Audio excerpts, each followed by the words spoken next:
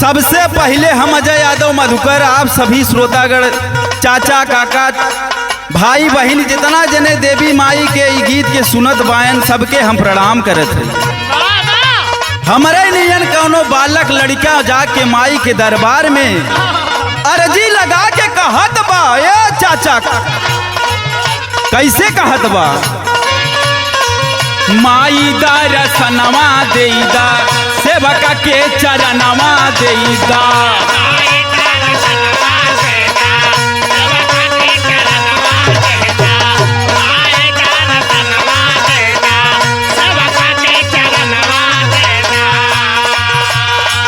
तोहरा बिना जी न पाई जिए के करनवा देईदा माई दर्शनवा देईदा सेवका के चरणवा देईदा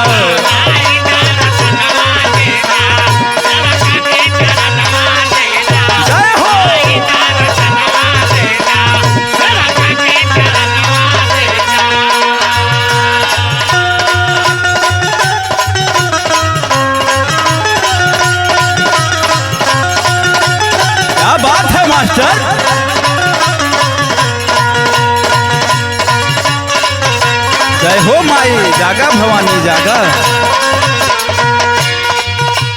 लड़का कहत बा ए माई हर जगह से हार के सुनीला जब इंसान थक जावेला तो आपके दरबार में आवेला यह सोच के हमहू आइल बाड़ी। लड़का कहत बा सुनीला की नरियल चुनरी प्यारी का रही माई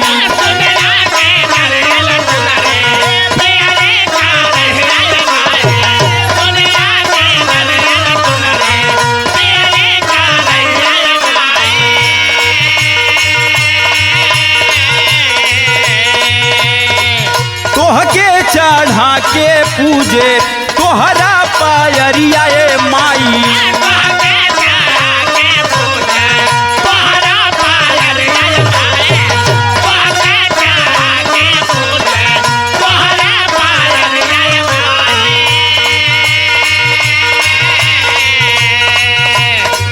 पूजा पाठ जाने ना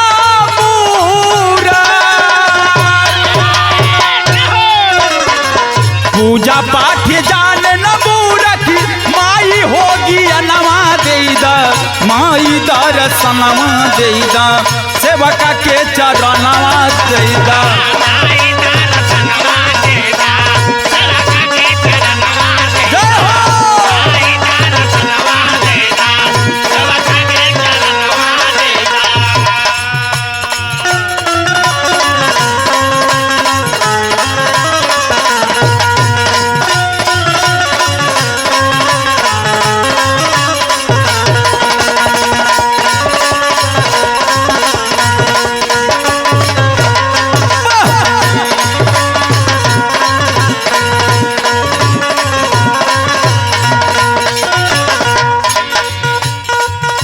लड़का कहत बा ए माई पूत कपूत हो जाला पर माता कुमाता कभो न होखेले ऐसन लोग कहेले। कहत बा लड़का बाड़ू बड़ी दयालु सुनीला करे सब खानवा माई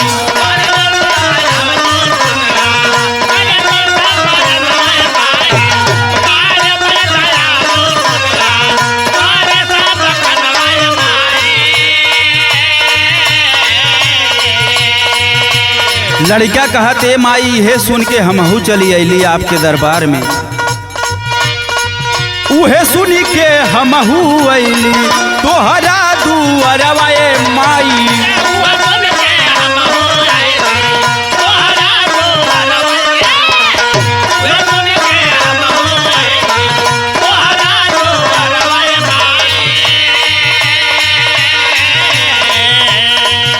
ऐली मन में आस लेके,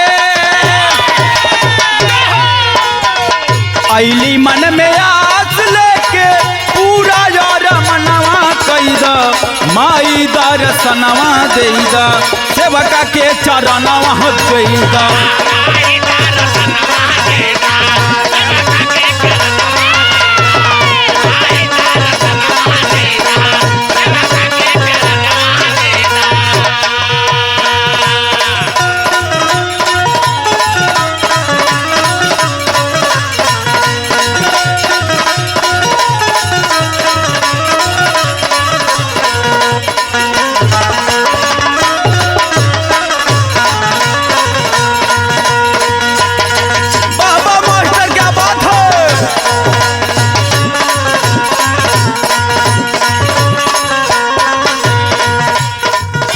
लास्ट में सेवक कहत बा,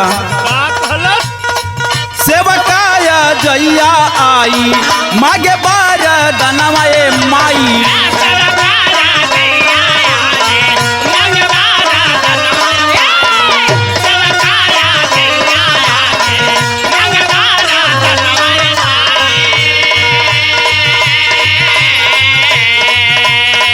कंठ पे विराजय माई जन जग जहनवय माई।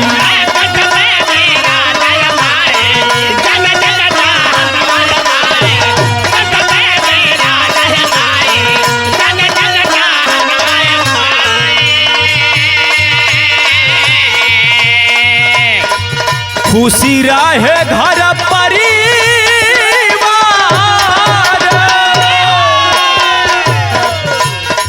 खुशी रहे घर परिवार अपना सथनवा लेला माई दर्शनवा देदा सेवका के चरणवा देदा।